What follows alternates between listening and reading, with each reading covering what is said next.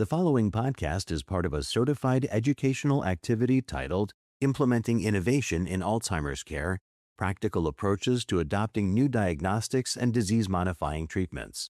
Access the entire activity and complete the post-test at peerview.com/MDY860. Downloadable slides and practice aids are also available. Good morning, everyone. Thank you. Thank you so much for coming over. And I want to welcome other member of the panel with me. Each of them, they're going to introduce themselves when they start giving the talk. So today we're going to cover three things. Number one, we're going to try to tell you that Alzheimer's disease pathology start decades before the clinical manifestation, and that give a window of opportunity to intervene and change the trajectory of this disease. We're going to share with you recent advances in blood-based biomarker that make the early diagnoses a little bit more scalable. And then finally, we're going to talk about the one of the major breakthrough in brain care, which is amyloid lowering therapy and their role in changing the trajectory of specific population. So I'm going to start with setting the stage for you all. I don't know if you don't know this, but if you don't know this, I don't know where you've been living, but Alzheimer's disease is a major issue, all right? Almost 7 million people in the United States have Alzheimer's disease, and that number will double by 2060. And then the current system in the United States across the globe is not set up to take care of the health, really the major breakthrough to help us manage this condition. Number one, there's very, very few people like Dr. Ashton and Dr. Ali. That's number one. There's not enough dementiologists. The infrastructure is not accommodating for early detection in particular, and it's almost like it's a little too late concept. And hopefully, we're going to need to work together on redesigning the system to protect our brain, including my brain. Just FYI, I'm at very high risk for developing Alzheimer's disease. So I'm doing this personally. I'm very selfish.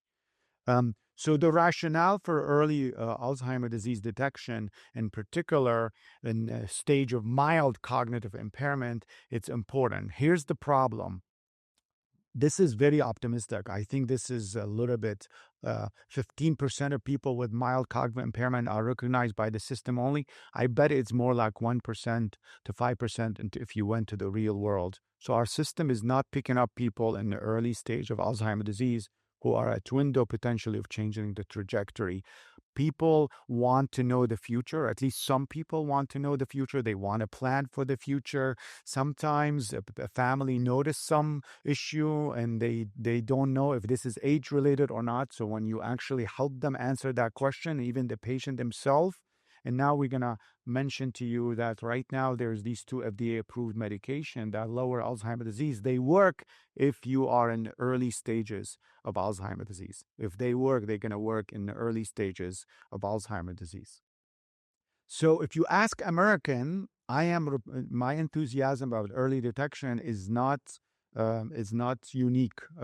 Majority of Americans want to know if they have Alzheimer's disease before the symptoms start. Majority of them, large majority, they would like to have a blood-based biomarker test, or at least they will agree with it, and they wanted to take medication that could slow the progression of their disease. And all of them are in the 80% to the 90% from the Alzheimer Association survey.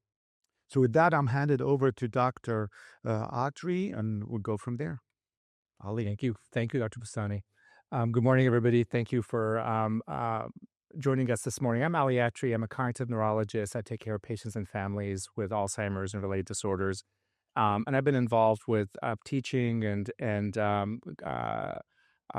research and clinical trials, and particularly even with these maps for about 20 years. And I also spent 18 years here in Boston. And I still have affiliations, and I do some research and teaching here. So it's an exciting time. I can tell you, if I were not to be here tomorrow, and many of us aren't going to be here tomorrow, I think finally the field is at a point where you can't stop the progress. And that's really nice. Be able to say that after all these years of being in the field, I would say it's the end of the beginning. It's still not the beginning of the end. Why do I say that? Because we still have a long way to go. We have a much bigger understanding of Alzheimer's pathology, but I have to be humble. We don't understand everything.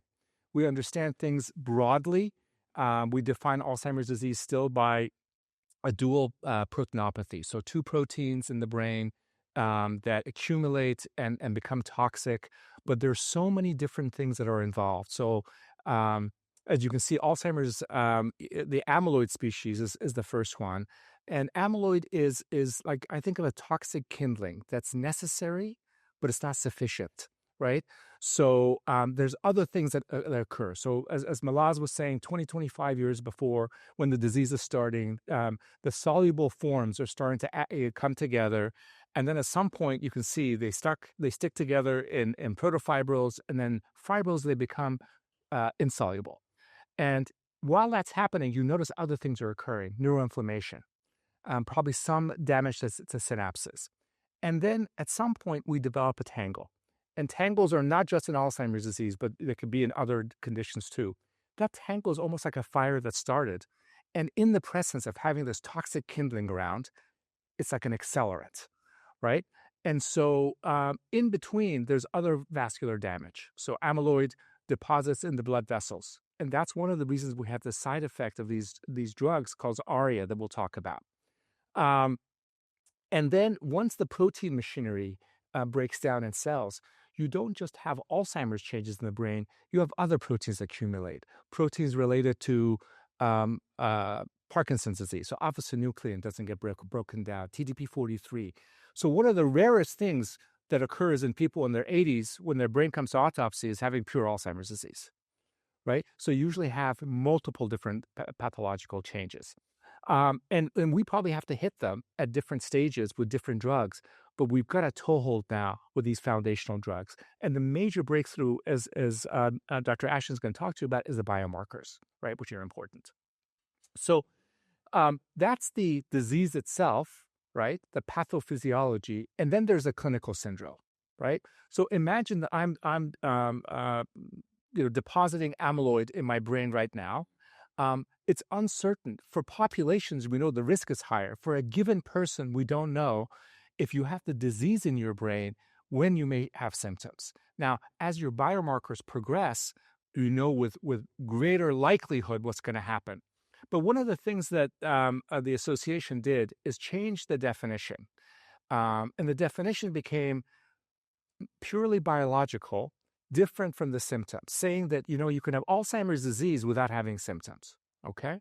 Just like you can have lung cancer without coughing up blood and being short of breath. You can actually look at a scan, be suspicious, do a biopsy, and say this is lung cancer, right? Now, the way they defined the different stages, they said if you have the biology, and we'll talk about that in a second, then you can be in different stages. And you notice that stage MCI and Alzheimer's dementia. So the dementia part and the MCI part, still that requires clinical judgment.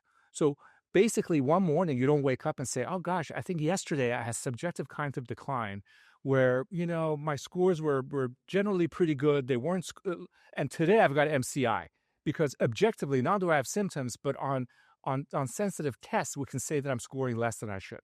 And then the next week, you don't wake up and say, I think today I have dementia because, today, I'm essentially not independent anymore from some complex activity of living. And that's the line between MCI and dementia. It's a clinical judgment that now you've become dependent on a activity of daily living, okay? So it's a continuum, but you notice that stage 3 and stage 4 are the stages of these newer drugs, the foundational drugs that we have now. They're first generation drugs. We want to even do better over time, but that's where it's important. That's when we need to, as Malaz was saying, we miss people in the MCI stages.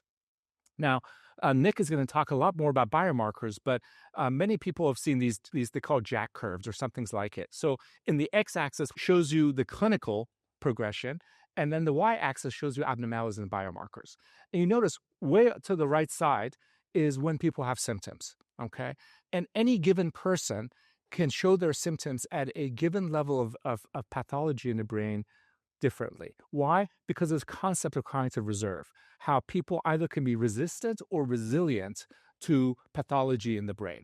What we want to do is to increase everyone's cognitive reserve, more education, more exercise, mitigate cerebrovascular risks, a whole bunch of other things.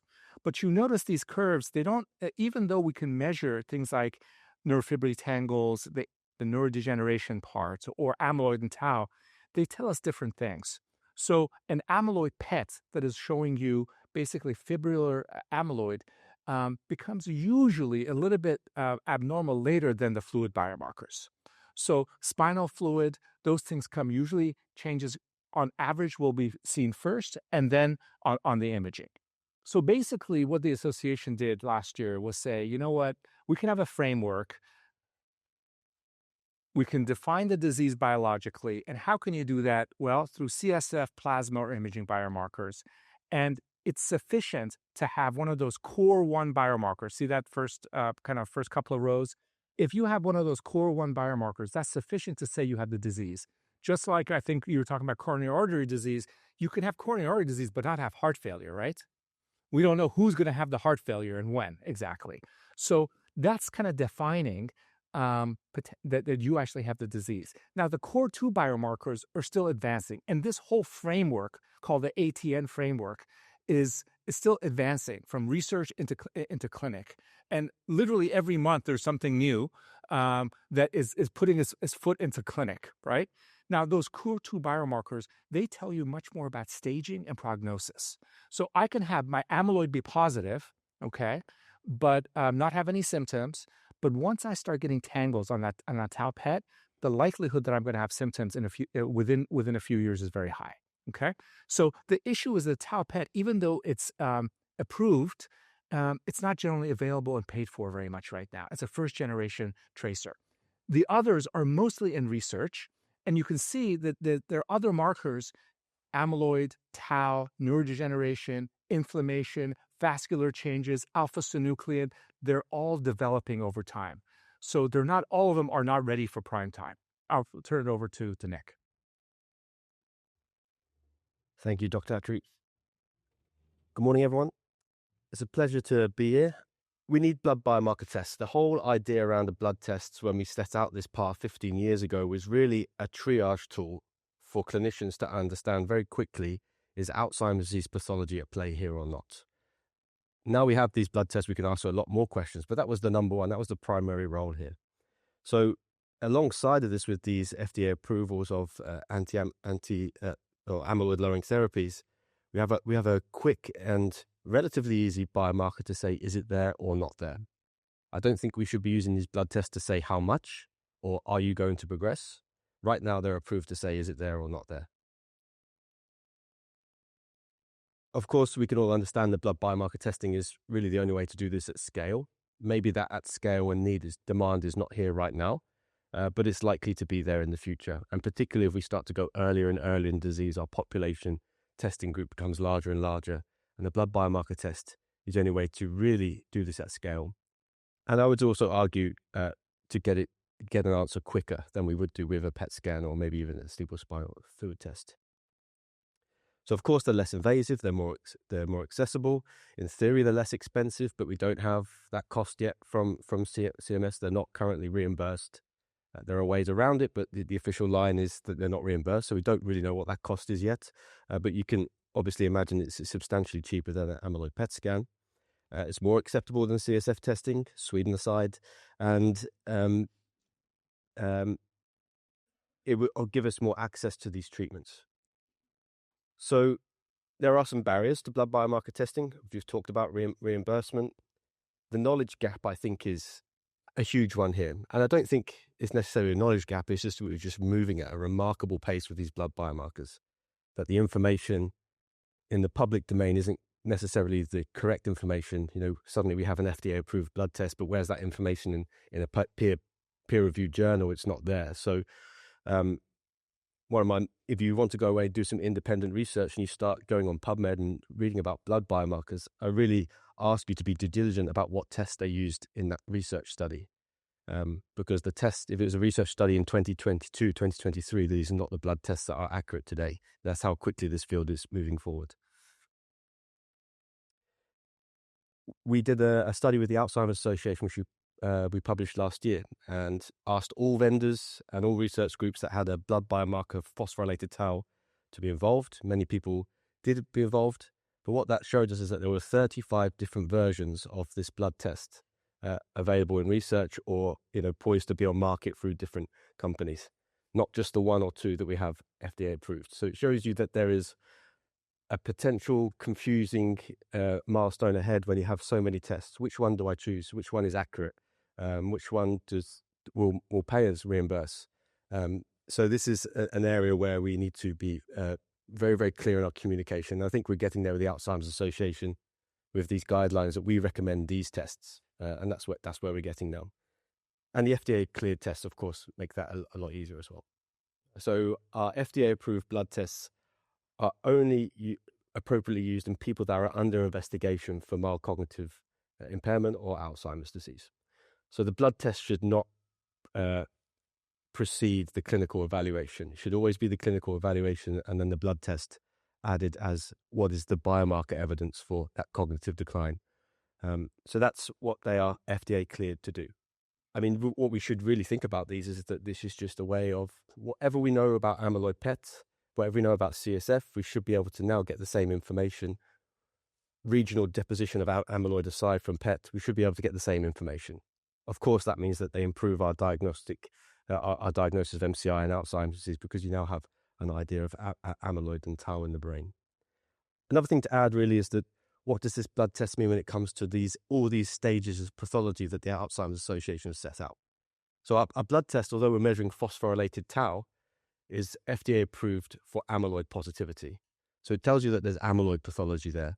We shouldn't make any inferences right now about how much tau is there based on the blood test. It's all about is amyloid present. So how do we interpret these biomarkers? So we'll go on about what the results actually look like, how they would be returned to a clinician or a patient. But we have to really take into consideration the prevalence of the population here that we are testing. If someone comes in with cognitive decline in specialist care, the likelihood of that being Alzheimer's disease, of course, is much higher if someone goes to local PCP also with complaints.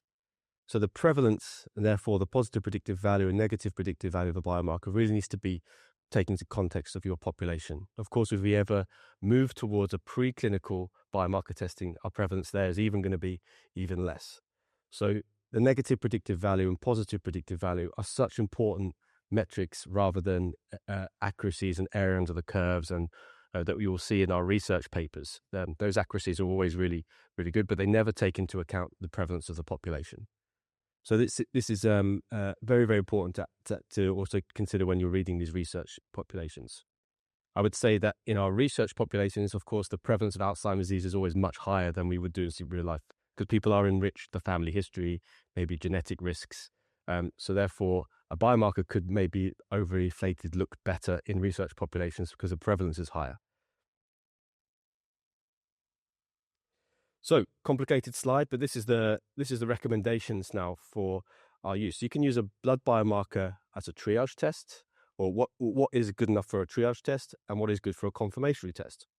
So just want to point you down here for the sensitivity and specificity. So these are taking into context the prevalence of different age populations. So we can use the biomarker as a triage test, which means we would need a confirmation from CSF or PET alphas to confirm that. Or we could also use it as a confirmatory test. So 90% specificity, sensitivity. I would say that those metrics are a little bit arbitrary at the moment. I would like it probably to be a little bit higher. So that's not taken from any other areas of medicine. That's just a guideline and an agreement from the association. But there are many of these blood tests that reach those metrics, but some that do not. So we have to take into consideration this. We also have split up by primary care providers, so where the prevalence is going to be a lot lower. and also by a triaging test and a confirmatory test with dementia specialists. This is how we are interpreting the test. The blood biomarker would put you into 3 distinct categories. One, which is in the positive group. This would be a confirmation that amyloid pathology is present. The lower cutoff, which rules out amyloid pathology. Remembering that these individuals have cognitive complaints, so it doesn't end the diagnostic question there. It just kind of rules out that Alzheimer's disease pathology is the cause of that decline, pushes that individual into maybe a different evaluation. But very, very important that we have this intermediate zone, and this is a bit of a tricky area now. We have a blood test, it's not 100% accurate. So we have about 15 to 20% of individuals that are intermediate. Now, what would I say about this intermediate zone? I would say that they're also intermediate on PET and CSF. I think this is a true reflection of the state that they are pathologically. So we just have very, very clear defined cutoffs with amyloid PET, whether you're positive or negative. You can see the amyloid in the brain. It's very clear for us to do. So our recommendation, if an individual falls in that area and that they have cognitive impairment, is that these individuals go for a more specialist test. So these are people that would have amyloid PET in the US or CSF in Europe. So this is how we're using these tests. The guideline of 20% in the intermediate zone, again, is just a guideline where the association would like to see. So 1 in 5 of individuals that have a biomarker test would fall there. 80% of the people that we see, in theory, but based on our marks, could be resolved with the blood test, at least in combination with the cognitive symptoms. Okay. Another area which is very important to distinguish between what is research and what is meaningful for clinical practice. Blood tests like phosphorylated tau and 1821, like any blood test, let me just mention, in clinical chemistry, are affected by the comorbidities that person has. This is not unique to phosphorylated tau. This is, you can see where I'm passionate about here. If you have some of these indications, particularly chronic kidney disease, that's the one you will see mostly written about. If you have chronic kidney disease, the blood biomarker levels of phosphorylated tau will be higher. That they will change the concentration of that biomarker. Now, let me just state what is most important in clinical practice. Does that person change category falsely? And that answer is no. So the person will not go from negative to positive because they have chronic kidney disease. That's a very important metric to have. This is easily resolved because creatinine levels are generally going to be available. So if you're concerned that the creatinine levels are too high, then the blood biomarker maybe isn't appropriate. You should order a PET scan. So I don't think we should be over-interpreting these comorbidities in relation, because it affects every protein that's in the periphery. But the data is out there. You will read this a lot, that chronic kidney disease affects phosphorylated tau. And it is true at the concentration level, but not true when you're deciding whether someone's in those 3 distinct categories: negative, intermediate, or positive. Now, there is a lot of information and a lot of different biomarker tests, as I've mentioned before. This is a great tool, but from the Alzheimer's Association, where you can plug in the biomarker test of interest, you can test the prevalence, how accurate is that blood test for the positive predictive value, negative predictive value that's appropriate for your clinic or appropriate for your research. As I mentioned, there's over 20 different versions of these tests. Some are really good, some are not so good. I wouldn't say they're bad, but they're not so good. And this is very, very important. This is our FDA-cleared blood test, or our first one on the Lilly Pulse by Fujio Bio. Again, you can see that we have defined cutoffs, and we have the prevalence estimates of how well this biomarker works in a population that is in specialist care. So this test is recommended for people over 50 years of age in a specialized setting, and you can see that the positive predictive value is 90% and the negative predictive value is 97%. So the positive predictive value of that test is lower than the negative predictive value. So although it's a little bit higher than what I've said before in our estimates, I still think that we should be a little bit cautious here, that a positive predictive value or positive test should still be confirmed by a specialist test. But the negative predictive value of this test is very, very good, and maybe that could be that biomarker end there. Again, you can see that you have an intermediate zone, and with this test, about 20% of the participants end up in that zone in this population. We have a second blood test that was approved very, very recently on the Roche platform. This is looking at phosphorylated tau 181, so a very similar biomarker to 217. And this is approved as a ruled out biomarker. So again, it has a very high negative predictive value. You can see from the statistics on this screen here that the positive predictive value is even lower with this test. So again, it's a rule out biomarker. Anything other than that needs to be confirmed with a more specialized type test. But now we have 2 FDA cleared blood tests that we can use in clinic. So to conclude, blood biomarkers are extremely accurate for identifying amyloid pathology. Remember, you can have amyloid pathology and not being Alzheimer's disease. And so if you think about preclinical disease and people that have incidental amyloid, these blood tests will come back positive. So our interpretation of these blood tests need to be put into consideration there. It cannot confirm AD dementia. That needs to be in line with the cognitive assessment. It's a supportive tool to say that the pathology is there. And I think we do have some ethical considerations for blood biomarkers, particularly as we think about the future when we go into, or if we go into asymptomatic decline. Who gets access to the results? Who will demand these results in the future? How do we pay for these tests? There's a whole area of ethical considerations. Where we were with genetic testing, I think we're going to be there in the next decade for biomarker testing, something we need to get a handle of. Great. Thank you, Dr. Ashton. There was a lot of material, and it is very complex and it's very dynamic. But I think that the take-home points that are very consistent with the clinical practice guidelines are that, not test and then workup, it's workup and then potentially test, right? So even, those 2 tests that are FDA cleared, whether it's the specialty setting or the primary care setting, people had symptoms and they were worked up. And actually, I think the primary care one, with the Roche one, I think in primary care, they got MMSE, quick dementia rating scale. Actually, they got the CDR, I believe. They got the CDR, which is, it's quite a level of a workup. So, we're trying to learn how to do these things. And so it is important to know those caveats. All right. So we're going to switch gears and talk a little bit about goals of treatment. I think about, multiple sort of pillars of care. The first one I always think about is a timely, accurate, and compassionate, a diagnosis and communication of that. I think, if you have delayed diagnosis, then you're really denying justice and care to people. So that's one. The second part I think about is, psychosocial education and, telling people how to use non-pharmacology and about the condition and planning for the future. Then you think about pharmacology, and the first thing I think is not to give a bunch of drugs, is actually simplify their med list, because some of those things may be anticholinergic, and some of the symptoms they've had for many years, maybe actually because of the Alzheimer's changes in the brain, whether it's sleep issues or potential anxiety. And then we think about appropriate use of the medications for people, and then wraparound care for the patient and the family members and the care partners. Really, really important, right?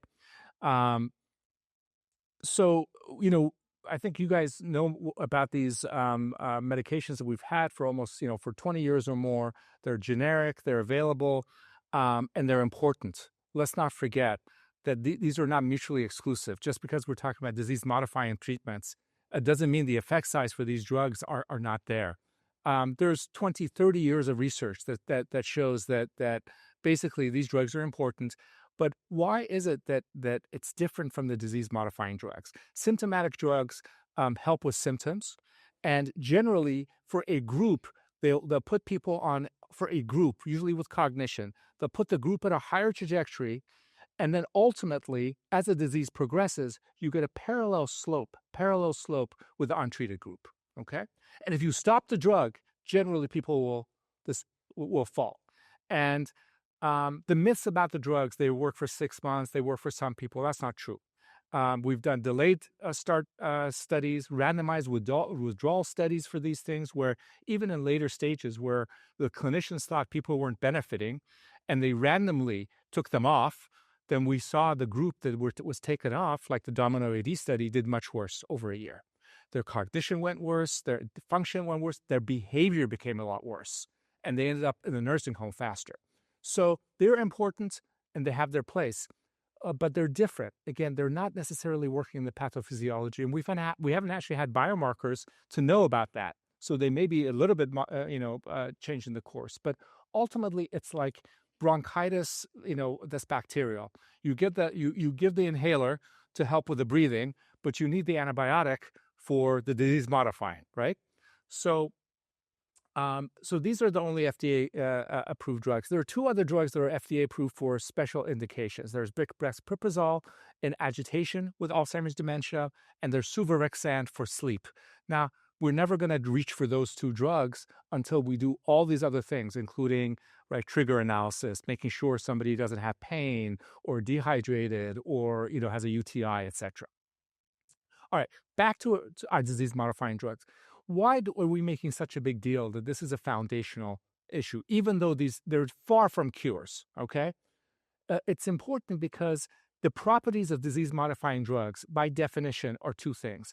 They're doing something in the pathobiological pathway of the disease, okay, that's number one. But most importantly, they have to do something clinical. They don't necessarily improve symptoms, but when you look at the slope of decline, they'll change the slope of decline compared to untreated, okay?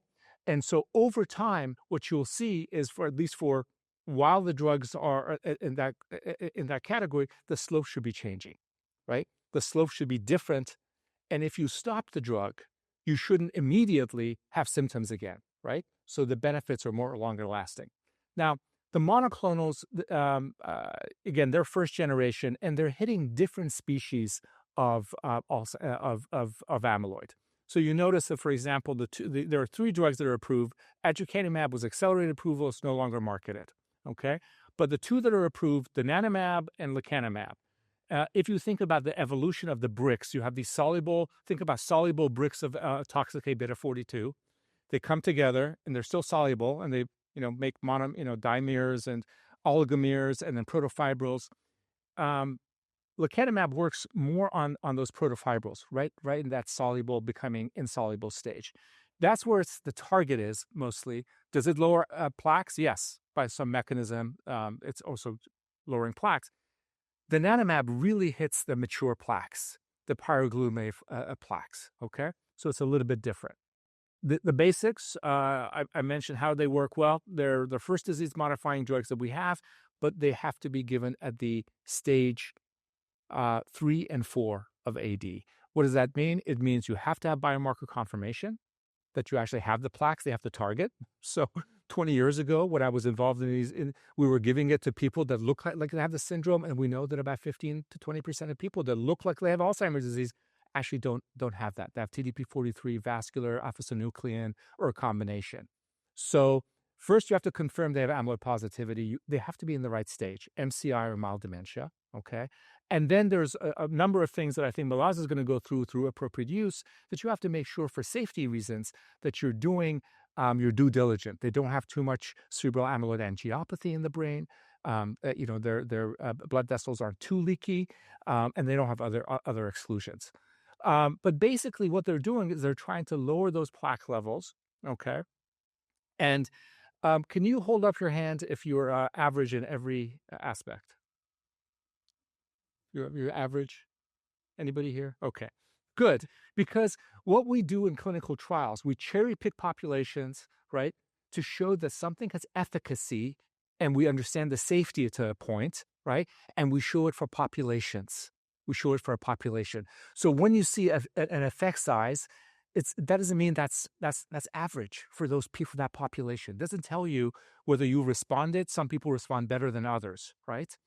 And on average, about 80% of people given these drugs in the phase 3 trials become amyloid negative by about 18 months. Now, remember, you've accumulated that amyloid over 20-25 years, and we're making almost everybody, not quite, about 2/3 to 3/4 of people amyloid negative. What about the impact on slowing? Well, on average, not just on the primary endpoints of cognition, but or function. We're seeing it on multiple endpoints: severity of disease, behavior, about 20 to 40%. And I'll show you a series of slides. Number one, to show that the disease modifying. Are they hitting the target? Remember, something in the disease. Are they lowering plaques? Yes. I'll show you that. And then whether it's lecanemab or donanemab, you'll see no matter what endpoint they look at, there's a difference in slope between the treated group and the untreated group, about 20 to 40%. No, who has had their patients usually come and say, well, what I really want is in about 18 months, compared to placebo, I want my CDR sum of boxes to be about 0.4 on 0.45 to 0.6 different from placebo in 18 months. Is that the goal of treatment for most people? No. Most people, even cognitive neurologists, we don't do CDRs in clinic, right? So what people want is they want to retain their personhood. They do not want to become dependent. They don't want to progress to the next major stage of dementia. So if they have MCI, they're in the MCI stage where they have symptoms, but they're essentially independent. They don't want to become dependent, go to the dementia stages. And basically, they want more time. They want more time. So in that 18-month period that these clinical trials were there, it saves on average about 5 to 7 months for that period of 18 months. Now, I'll show you some long-term data that suggests that benefit increases, that time benefit increases over time as you go out 3 years or 4 years, okay? Important to note, these are not cures. Let's not overblow them. They're not going to, on average, change, make somebody undemented, okay? And then they come with risks and burdens that we'll talk about. There's amyloid-related imaging abnormalities that we have to be concerned about that we can manage, but you know what? It's complex, and it requires specialists, and it requires a lot of communication. There's infusion reactions, and we have to have MRIs and other things to monitor people. All right, this is a very quick tour. I'm not going to go through all this stuff. Please download the slides and look at this stuff. This is number one, showing you that lecanemab and donanemab, guess what? When you give it on average, they decrease the plaques on the left, and they move CSF amyloid markers in the right direction on average. Okay, so biological effect, check. Okay, what about clinical effect? Remember those slopes? Look at the slopes. No matter how you look at it, in each of these major endpoints in the trial, and for lecanemab, it was CDR sum of box on the left, right? You can see the divergence in slopes. So showing that there's efficacy. Now, don't be fooled. People say, oh, well, look, it was 0.45 difference on an 18-point scale. That's nothing. No, that's efficacy. And guess what? Nobody comes in in an 18 or a 12 or a 0 on this scale. You have to be just right. So the people who come in have CDR sum of boxes about 3 to 4, and you notice the placebo group drops about 1.5, 1.6. So that difference of 0.5 is about a third difference. Okay, that's showing there's efficacy, and then you can see it on the others, whether it's cognition, function, and we're not showing behavior here, but even in composites. So it's not just one domain that it's hitting. About 20 to 40%. This is recent data. This is only the first 18 months was randomized, right? So what they did is then they did the open label extension. So the curves on the bottom are highly, highly matched observational groups. But what you notice is in the first 18 months, that observational group that was matched by amyloid status, CDR, all those things, matched perfectly their decline with placebo, right? So after that, the people who got drug kept getting drug, and the other group was, added on. What you notice is the benefit doesn't go away, right? So again, the preponderance of evidence, both from the RCTs and the open label, are showing that these drugs look like they're disease modifying, which is very important. This is the donanemab study. Now, for the donanemab study, again, you had to be in the MCI or mild dementia stage. You had to have MRI within a certain amount of time. They also did a tau PET. Now, in clinical care, we don't do tau PETs, and it's not required. But the people who had no tau or very low tau, they didn't include, but everyone else they included in a combined group. There was a low to medium tau and then in the combined group. What it shows, the biological effect, check on the left and on the right. Now, not everybody is amyloid negative. The other thing that they did was different on this study was they, after every 6 months, they did amyloid PET scans. And the people who were cleared, unbeknownst to them or the people in the trial, they switched them to placebo, okay, to see if that group was going to be any different. With the drug, if once you stop the drug and you don't have amyloid, does the benefit go away? The answer, it didn't go away. So again, disease modifying. These are the results. No matter how you look at it, the primary endpoint was the iADRS. It was a combination cognition and function. Whether you look at it that way or the CDR sum of box, whether you look at it in the combined group or the low to medium group, there's benefit. And actually, the benefit is a little bit more, it seems like, group-wise on the people who have less tangles, right? So suggesting both here and in some data from lecanemab that going a little bit earlier is probably better once you're symptomatic. Okay, so that's an important take-home message. And then this was their long-term, same thing. Remember, the first 18 months is randomized. They have a placebo group, and then the placebo group is also matched with this observational group, ADNI. And then after that, people are switched over. And again, what you notice is that the benefit doesn't go away. And the thing to notice is that a lot of people are no longer on drug here, right? Because their amyloid's been cleared and they've been switched over to placebo. Does that make sense? So the benefit hasn't gone away. Is this cure? No. You can see on average, you're still declining, right? So we're not giving people that expectation, but we've got a disease-modifying feature. Now, the big worry is ARIA. ARIA is an imaging-related abnormality. It's imaging. It's not a symptom, okay? What does it represent? Fluid shifts. Fluid shifts on leaky blood vessels that leak regardless, actually. So people with Alzheimer's disease leak, and I'll show you, they all have, a lot of people have microhemorrhages to begin with, and people who had 5 microhemorrhages or more couldn't come into these studies because their blood vessels are probably a little bit too leaky. But so what we're trying to really avoid is serious ARIA, right? So people having seizures or death, which has happened in clinical trials, but it's rare. It's rare. And so basically people have to report symptoms if they occur. The vast majority of ARIA was captured on surveillance MRIs. 3 out of 4, there was no symptoms at all, okay? But if there were symptoms, they're usually mild. A little vague headache. Maybe I'm a little bit less steady today. Maybe I'm a little bit more confused today. So that's why actually it requires a fair bit of communication with the patient and the care partner, if people are on these drugs, to try to figure out, gosh, is this the headache in their normal life? Or could this be ARIA and I need to do an MRI to see if it's there? If ARIA is there, there's management protocols. You may pause the thing and it usually goes away within a few months. So you have 2 kinds. You have the hemorrhagic kind and you have the edema kind. Now, the purpose of the slide, this is very busy, is to show you that whether it's a class effect, whether it's donanemab or lecanemab, you can get ARIA, okay? And the other purpose of it to show is it's related to ApoE4.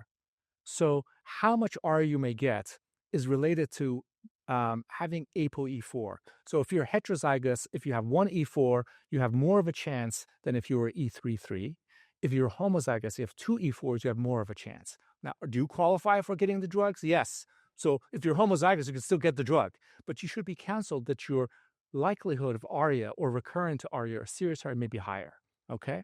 That's one point. The other point is what you'll notice is these rates can change, right? Between, lecanemab and donanemab weren't direct comparisons, but what you'll notice is there's a background ARIA-H even in placebo. Even in placebo. So people on placebo are accumulating microhemorrhages. So that's why we have to be careful about these drugs. Now, the ARIA rate was a bit higher in the phase 3 trials for donanemab, and all they did was they were giving infusions every 4 weeks. So these drugs are infusion drugs, first of all. That's one major point. They're infusion drugs. You either get every 2 weeks, which is lecanemab, or you get every 4 weeks, which is donanemab. Now, there's a maintenance phase. Just recently, lecanemab has an auto-injector, but later on, not for initiation yet. But what they did is every 4 weeks, as you got 700 milligrams of donanemab for the first 3 doses, and then 1,400 milligrams, they switched the first and third dose. So instead of getting 700, the first dose was 350, then 700, then 1050, and then the fourth infusion was 1,400. Just by doing that, look at the ARIA rates that fell down. Because it turns out ARIA, if it occurs, usually it's in the first 6 months, and it's related to, how much drug exposure you're getting. So you notice they dropped the E4 homozygous ARIA rates from almost 60% to about 20-something%. Okay. Any monoclonal, you guys know, you can get infusion reactions. Okay. Usually they occur there early on, and they're usually mild to moderate, and they usually, if they occur, you just give them some acetaminophen, maybe some diphenhydramine, but you don't need to pre-medicate everybody. And just because you're E4 doesn't mean you have to be on steroids. Okay, these are manageable. All right, I'm going to turn it over to Dr. Bustani. All right, so I'm going to go over kind of closure for all what you heard already from our 2 other speakers. So just to put it together, now we have 6 stages of Alzheimer's disease in particular. The first 2 stages, no symptoms, maybe a subjective symptom in stage 2, but clearly no cognitive symptoms. Stage 3 and 4 are these mild stages where you have mild cognitive impairment, no functional problem, or you have mild syndrome, some functional problem caused by your cognition that impact maybe your instrumental activity daily living. Then the late stage, this is where you have impacting on clear impact of your cognition on your functioning, social functioning, and even move to the severe stage to your basic activity daily living. So in the early stage, lifestyle changes, risk modification, amyloid-targeting therapy, and possibly cholinesterase inhibitor. In the second stage, you stop doing amyloid-lowering therapy. You now continue with cholinesterase inhibitor and other medication, but now you are becoming more and more symptomatic, and that's where the GUIDE model, the collaborative dementia care model that available in 330 organization, start helping you out. And late stage GUIDE continue to keep you in that piece, and you focus a lot on optimizing the care, the quality of life of both the care recipient and the care partner. So I'm going to focus on appropriate use for these amyloid lowering therapy. The first things, they have to have mild cognitive impairment or mild dementia, and you have to prove that these symptoms are caused by Alzheimer's disease pathology using amyloid-based PET scans or CSF-based PET scan. They have to have making sure you do genotyping for their EPO-E44 because there's a lot of effect modifications on their risk of developing ARIA. You can figure out how can I tell they have mild cognitive impairment and mild dementia in more objective way. If you are using the MMSE, then it's depending on the medication, it's 20 and above. If you are using MoCA, it's 18 and above. And they all need to have an MRI in the past 6 to 12 months to look at their risk for developing what Arya said. Who are the people who will be excluded? If they can't get an MRI, then you can't give them this because you're not going to be able to do proactive surveillance for their and monitor their risk of ARIA. If when you do the MRI showed any evidence of that leakage that Dr. Autry mentioned to you, and you very specific criteria for that leakage and the presence of microhemorrhages in particular and macrohemorrhages, the guideline recommend no anticoagulant use. They cannot have a bleeding disorder.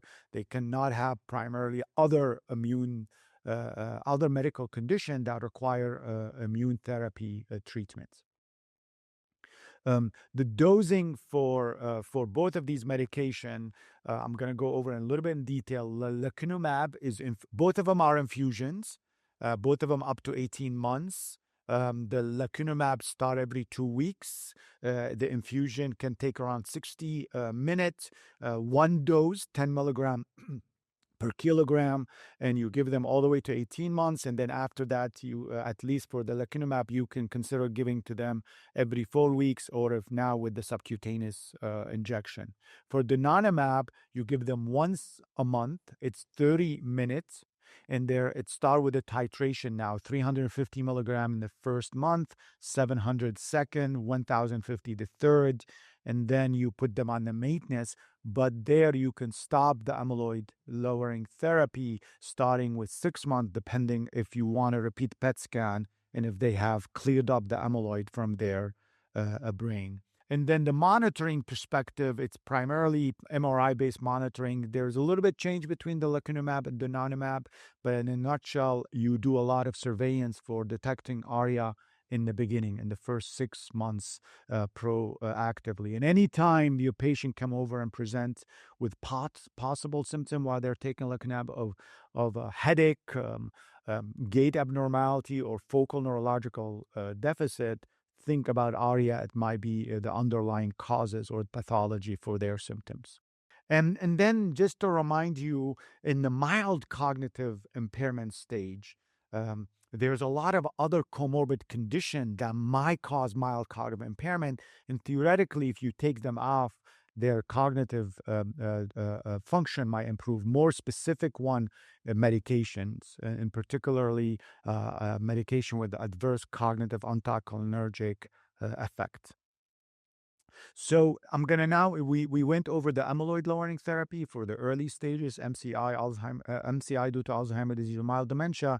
And now we're gonna go for the moderate and severe stage, and I'll focus a lot on the guide model because it's really focused on the dyads and using non-pharmacological approach. So if you're not familiar with the guide model, unfortunately it's too late for you because you have to wait for another 8 years or 7 years to get approved by CMS to be one of these provider. But if you are a patient, or if you have a patient you want to refer, find the guide approved organization that can help you. So what does Guide do? Guide give money to providers in a really good way, especially if they were business savvy, to actually support patients and care partner.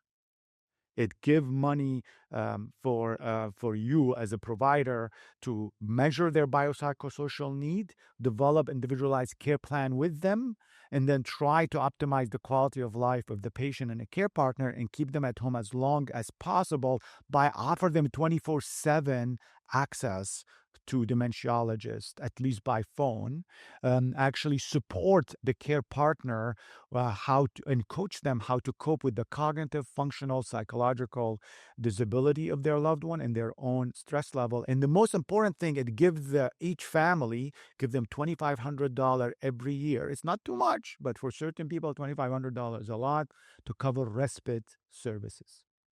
So with that, I'm going to stop here, and we're going to be moving to actually you guys discuss these cases in front of you. There's 2 cases, and you can discuss them. We'll give you 10 minutes to reflect on these cases, and then we'll come back and reflect all together. Welcome back, everyone.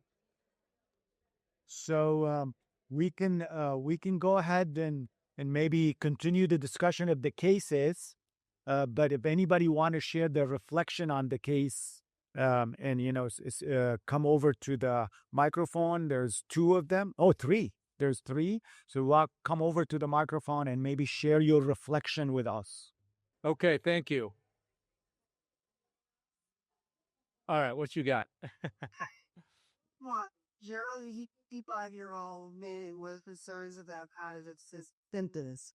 So the first question that we had was it appropriate for Gerald's PCP to order a detailed 181 classical test at this time?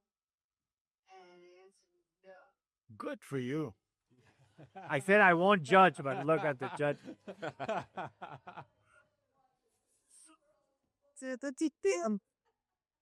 But he didn't need to buy all the tester. Testing is indicated to patients conjecture evidence on the theory based on the structure the multi-old and the diagnostic evaluation, which was not conducted in Gerald. Gerald's performance on the ACA MOBA suggests that he does not have cognitive impairment. His lifestyle was more what needs to be corrected than it, or these different tests. That blood tests, the biomarkers and all. And I think also you also talked about this impression. And I think his impression used to do what the law said is about. Wow. I think they read differently over their mark than, well. They must make so much as a pretty picky. Okay, this is how we take question 2. We say, need their own skital one is one test result is needed. Do you recommend any lifestyle modifications? Of course, yes. He should be this alcohol and he should get more of scarlet acting. Also, we recommend a healthy heart diet, change in nutrition, we refer to a dietitian, and also refer it to school therapies due to the paid or school demand surrounding it. I could, of course, refer you into a mental counselor for this mental health, and also to reduce and release anxiety, and also because of this visual. Where do you practice? I'm going to say patency. Thank you. This is tall. Okay, so his test came back positive. We can't say for sure that it is confirmed because it's not diagnostic for amyloid pathology. So we have some recommendations to continue monitoring symptoms, to maybe consider a CFS test or amyloid PET scan. In terms of specialty care, we also thought about some things that went to the last group. So assessing anxiety for his concerns about his decline. Lifestyle, I think she mentioned must have taken in addition to like the alcohol use. We also talked about insomnia. I've been talking about the list of medications to see if there's any changes that the DNA in his ongoing medications. And then we did not think he'd be eligible for amyloid-targeting therapies at this price, since he doesn't have mild coming to peri or while the dimensions dolls first. You are a pediatrician. Thank you. So I have a follow-up question here because we discussed this case here, and I think we all agree that the blood test was inappropriately ordered. And then we discussed it. If it came back negative, we'd all have a sigh of relief because we know what to do with that now. But what if it came back positive? The information is still true, but now you have an inconclusive test. Do you continue to go down the biomarker routing test, or do you revert? Say it comes to you, Dr. Atru, to a specialist from the PCP. Do you revert to and explain to them that this was inappropriately ordered, or do you go down a more specialized biomarker route testing? Yeah. So again, my setting is a little bit different. I'm a subspecialist cognitive neurologist. Even a subspecialist, I specialize in atypical cases and young onset. So for me, it's usually they've seen 6 different people. They're in their 50s and early 60s. People think they're anxious, depressed, they're drinking too much. Usually a boss changes and they get fired. This is a typical situation. Nobody thinks about Alzheimer's disease. So this person has a history of young onset potentially in their family member. And what I see is he's drinking too much. He's anxious. I don't know if his hypertension is controlled. So if he were to come to me, I don't go just by that MoCA. No one test, whether it's the p-tau or the MoCA, is going to tell me. I assess the patient themselves. So in my setting, I would do some additional testing, and because I have availability of neuropsychological evaluation, it's not testing, it's an evaluation. So it allows me to get a baseline for him right now. And then what I would do is really work on the drinking, the insomnia, all that kind of stuff, and see how he is after that. It could be the symptoms have gone away. And take it from there and follow him longitudinally. And if it's in primary care, I would say the thing to do is to say, hey, we've got to take care of those things first, right? And see what happens. Now, if he's very adamant that even after that, things are their symptoms, then we'd have to think about something. Now, I've been in that situation. What we're getting is discordant tests sometimes. So what we're getting right now is sometimes people are given these tests to people and they think they have Alzheimer's disease, and they're coming to us. And, we talk about the pros and cons about, okay, you have symptoms, you have this test, what are our options, right? Remember, clinical trials are also an option for someone like this. If once they're clean, once they're drinking and all that stuff, that they can go into a preventative trial. And what would happen in the preventative trial, as you mentioned? They get the p-tau test first. If it's positive, what happens? They get a confirmatory test.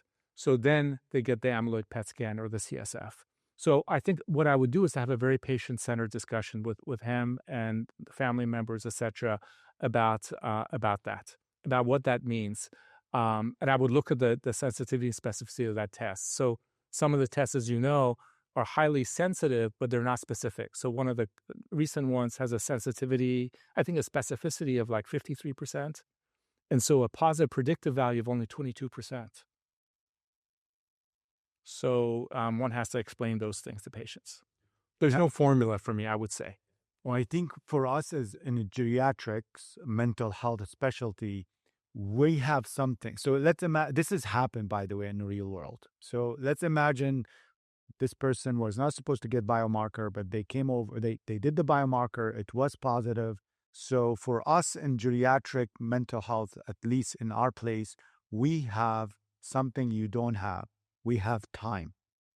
All right. So we actually bring them over and we have a family conversation, and we use the new Alzheimer's disease staging. This is really, really good for this. So technically, they are potentially in stage 1 or 2. In this case, it's stage 2 if the person said, I have cognitive thinking. So it's not just worry, I think my thinking has a problem, okay? So then they become subjective, all right? Then the question become for us, because the MOCA was 30 out of 30, do they really have subjective? They have cognitive. We have neuropsych testing, like Dr. Autry said. I look and see if they perform in any of their cognitive domain below 9 percentile. So if they don't, then they are technically then it's stage 1 and stage 2. Currently, stage 1, stage 2, there's no amyloid lowering therapy. There's something much, much better than amyloid lowering therapy, which is what? Lifestyle modification. In lifestyle modification, we take it very, very lightly, cool, because we love writing a drug. Do you know why we love writing a drug? Because it's so easy. It's very easy and very precise, all right? Where lifestyle changes require me modify your physical and social and digital environment. A great example, how hard it is for me to make you guys all stand up and running right now in this environment. It's very hard. You're going to fall, correct? If you start running over here. So we have a system that is not set up for lifestyle modification change. But for us in the center, we have coaches who can help with you, and we can work with you and say, look, most likely you are in stage 2, maybe stage 1. We can reduce your risk by 50% if you do the following. We keep very, very focused on your blood pressure, making sure below 130. We make sure you don't take any anticholinergic. We manage your stress and your anxiety. You optimize it. You clean you up from the alcohol. And we work with you on the 150 minutes of moderate exercise every week, without like driving you crazy. We put you on the mind diet, and we help work with you on do cognitive exercise on top of your physical exercise. That's 45% risk reduction. I think we're just going to do case 2. Case 2, totally. Thank you. So our group answered that first question of how do you interpret Leslie's test results, and we said positive biomarker test, so she's likely to have amyloid pathology, hippocampal atrophy. She was ApoE positive. She's a heterozygote.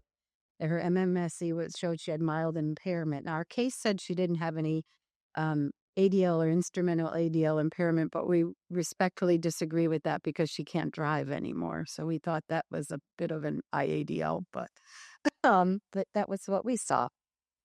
So that's question 1. Good. Thank you. Thank you. I've been there on by. So quickly touching on questions 2 and 3, given the time. So additional testing. Our group thought that we didn't have enough information about cardiovascular risk. So additional labs, kidney function, blood sugar, hypertension, so on and so forth. We didn't have that information. And given the positive blood biomarker, PET or CSF would be warranted. And in terms of care plan, I thought the group did a really good job in thinking about just before conceptualizing the whole care plan, we need to have open, transparent discussions of before we even start prescribing all of this, what are the implications? What's the follow-up going to be? And we were very impressed that this patient is either in New York or Boston because they were able to get to a specialist that quick. And that's not what happens in the country in general. So we need to think about location and how that's going to impact everything we do for this patients. But I think that's what the team discussed. Thank you so much. Well, I have a question for Nick. Do blood-based biomarker replace the need for a PET scan, or is a PET scan still needed after positive blood test, assuming the patient have mild cognitive impairment? So let's assume they are in the stage, stage 3 or stage 4. So from my perspective, then we can get a clinical perspective. Yes, I think so. And it also really does matter on what type of test you have. So we have 2 different types of tests that we described today. One was a 181 test, which Dr. Atu just described here.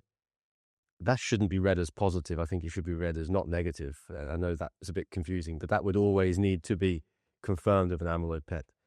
The other one, the FDA-approved test, which is the NeuPulse test, which is in case 2, is a little bit better on the positive predictive value, but still, I think, insufficient for us to really say that this is positive, particularly when that route is amyloid-lowering therapies. So if that is the route, then I think it needs to be confirmed by an amyloid PET scan.